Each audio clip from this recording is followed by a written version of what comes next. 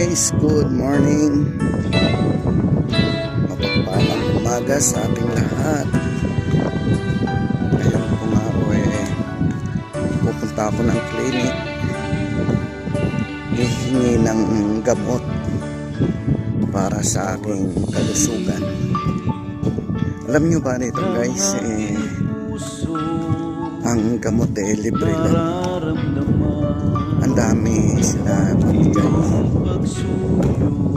Kung ikumpara sa ating bansang Pilipinas, halos kanilang gamot doon ang gamot isang banig lang ibinibigay, limit pa.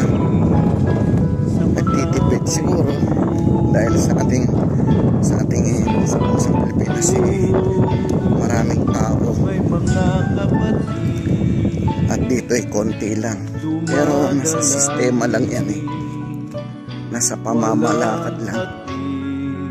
Dito naman marami din naman tao, halos ayon sa survey dito mga tao dito mas marami ang matatanda, kahit may mga expat na ibang lahi umaasa sa gobyerno nila dito ang gamot dahil libre nga. Kaya eto, namimigay sila halos pang isang buwan, 2 buwan, 3 buwan. Ayan po ang mga gamot na ibinibigay. Ang ganda nga po dito lahat libre. Wala po kung pagdating sa medical o sa kalusugan na issue. Ang bansang itong kinaroroonan ko para sa kalusugan, number 1 nila sinusuportahan. Napakagaling ng kanilang pamamalakad dito. Ayan, ito ngayong araw na to pupunta tayo at ipapakita ko sa inyo ang dami kong gamot na tinitake sa aking maintenance. Grabe guys, nakakasawang libre. Ito na yata talagang pagumida ng tao dumarating sa punto na kailangan alagaan ang kalusugan. Kaya huwag abusuhin ang katawan. Hindi lahat na masasarap ay forever, at hindi rin lahat na mga sweet masasabing pang matagalan. Kumisan yung po din po ang nagbibigay sakit. Hugot yun. Ay nakabuhay. Ang ganito talaga buhay OFW. Laban lang para sa pamilya at ekonomiya. Ayan, kaya nagtsatsaga ka dito sa center, hindi ka napipila. Pakita mo lang yung ID, ayun, bibigyan ka na nila. Yung iba siguro depende sa posisyon, depende sa sa skill. Yung iba kasi talaga libre lang, yun naman iba may bayad. Pero sa akin dito, dahil sa kilala ko na yung bossing dito sa center, dito sa kung lugar na to kaya halos na nakilala ko siya, siguro naawa sa akin. Ayun, binigyan ako ng libreng gamot. Halos buwan-buwan dami akong stock. May uwi pa ako na sa Pilipinas kapag ako magbakasyon next year. Saka dito guys, kahit naman sa bansa yata karamihan dito bata pa lang may medical insurance na. ikapapanganak pa lang, mayroon ng libreng konsultasyon, gamot, o anumang issue sa kanyang kalusugan. Libre na ng gobyerno. Ganito kaganda dito.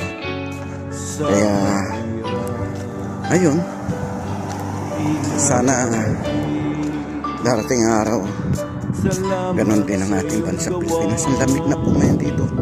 Ngayon pong oras ngayon dito, alas 10 ng umaga. Medyo mataas na ng araw, may init, pero nadadaig ng init yung lamig kasi ang lakas ng hangin. Yung hangin, ihip ng hangin yun ang masalubong sa balat yun ang magpapadry ng skin. Kaya ito, punta tayo, yun yung center doon. Yun doon. Yun po yun ang center. Ang mga gamot na binibigay sa akin eh. Medyo sa atin sa Pilipinas kung bibilihin yun, libo din.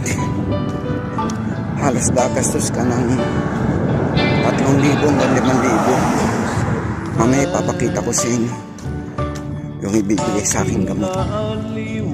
Sana may stock sila ng amlodipine 5 mg. Madalas maubos yun. Saka yung vitamins B complex. Kailangan na sana makakuha ko at makapag-stock ulit. Kailangan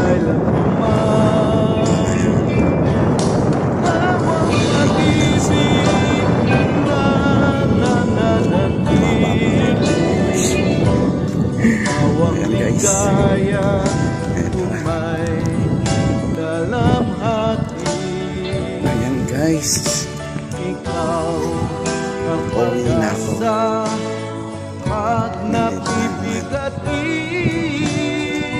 Tingnan nyo guys, napaka tahimik, napakaluwag ang kalsada. Halos ang tao dito mayroong sasakyan, normal na ang sasakyan dito. Diba sa murang gasolina. Ayan, yun ang school siguro, school ng lalaki yun. Okay na yung mga estudyante dito, wala masasakyan ng mga estudyante. Mga bata, may bus sila. Sa atin, kapag may mga service na ganyan, most mga sa city na nakatira or may mga kaya sa buhay, diba? Tingnan nyo guys. Ayan, ito nga palang nakuha kong gamot. Ayan o, kita nyo, ang dami, pang 2 buwan yan. Ang wala lang dyan ang yung amlodipine 500, ay hindi, amlodipine 5 mg ang wala lang dyan. Atorvastatin, metformin at vitamin B complex.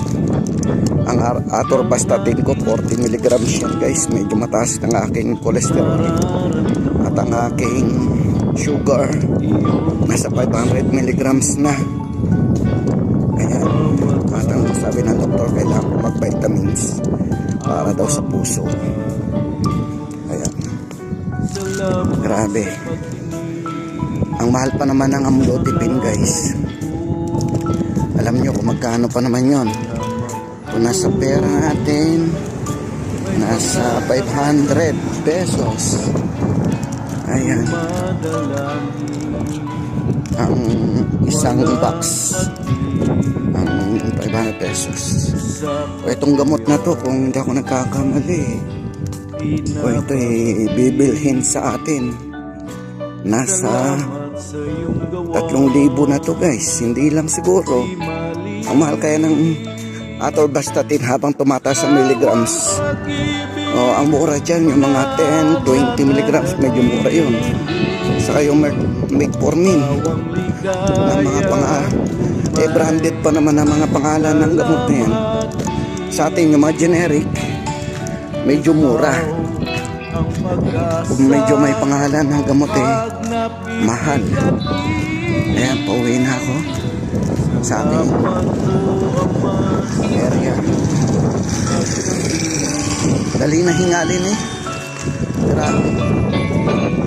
Pa talaga ko, siguro tumatanda na.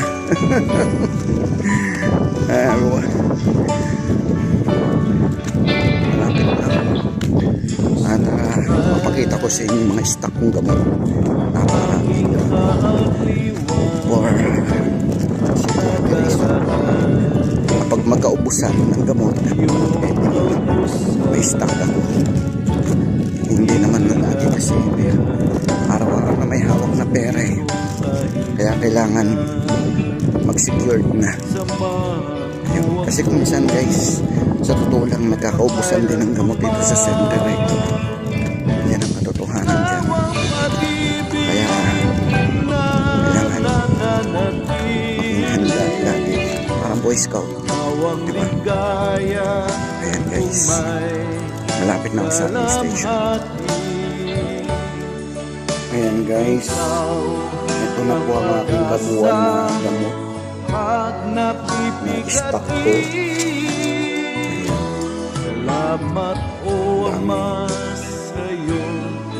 Secured ko na para tulad yan ang nawalan ako dito ngayon amlodipine 5 milligrams wala na. So kapag sahod ko nito, mapipilitan akong bibili. Ang mahal pa naman to dito, nasa 30 real, hindi ako nakakamali. Sa atin makano nito, nasa 300 plus. Pero ganito man, no choice, kailangan talaga bumili kasi para sa kalusugan. Yan ang mga pagpunta na stock. Yung iba dyan, wala na mga laman. Ilagay ko lang dyan para gusto ko lang makita mga remembrance na gamot na branded. Hindi naman ang buhay talaga, may sila lang. Kaya enjoy mo lang ang buhay habang malakas, walang sakit, at buhay maging masaya at maging mabuting tao. Kaya ganito lang guys, at maraming salamat sa mga nanood ng ating video. Have a nice day. Bye bye.